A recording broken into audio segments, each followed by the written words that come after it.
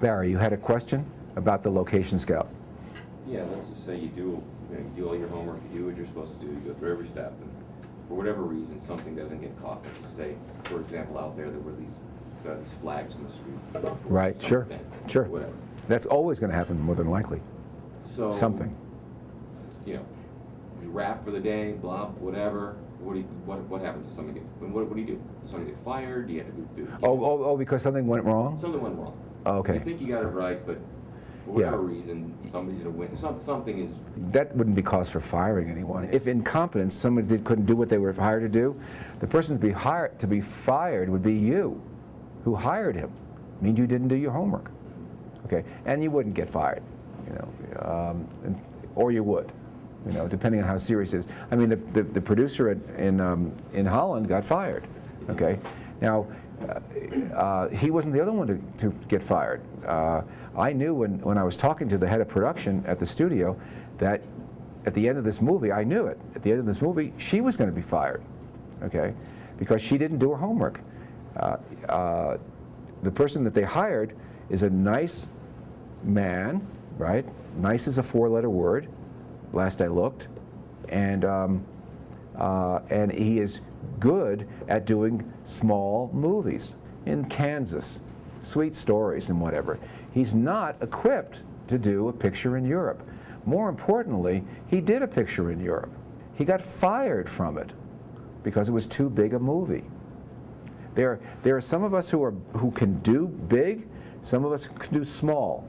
Rarely can we do both.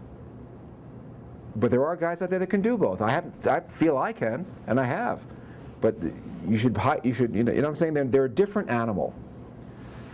When I was doing The Good Son, right, I hired the best rigger in the world, okay, to do these special rigs for us to put cameras up, over, and off of cliffs, okay, for The Good Son, which you're going to see that clip later tomorrow, all right? Well, he happens to live in Colorado. That's where riggers live, oddly enough. And when we were working together and whatever, one day he turned and he asked me if I knew this guy, and I said, sure, I know him, a nice man, whatever. He says, so I want to show you some pictures and tell me what you make of it. And so there were 5 pictures, Polaroids. Remember the old Polaroid? Right? And they just had his name on it. And the 2 things you noticed about these photographs. One is they were taken inside a van. 3 things. They were all taken inside a van, moving car, right? 2, he was always asleep. And 3, he had different clothes on in each picture. That meant that 5 different days he was asleep, okay? And there's a psychological phenomenon going on there, right? When we get overwhelmed, some of us kick into, we physically get tired, exhausted, and we nod off.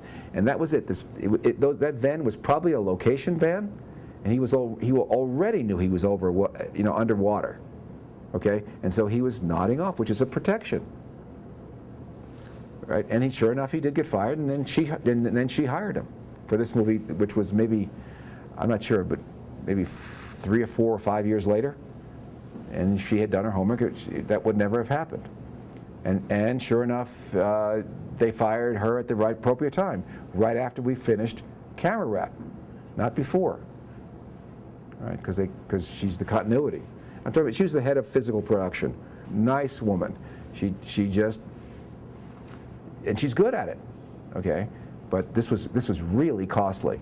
And also the studio, whoever that is, the financing entity, is looking for a head to roll, and she's in prime position. In New York City, they would have this one commercials company, because New York was a big commercials producer for the world, and they had this one commercials company, right, that would have these shake-ups periodically, and every single time they fired the elevator operator, okay? Some head had to roll. New elevator operator. Not the guys that are actually responsible, right, for the fact that they're overspent and they've been totally self-indulgent and they're making no money, no real money. So anyway, that's the phenomenon of firing, at least as far as I see it. And part of the skill, part of what you bring to the party in the production capacity is to being able to deal with things at the last second. Think on your feet and solve them, okay? And lose no production time, because the solution is all off camera, and you're still rolling, okay?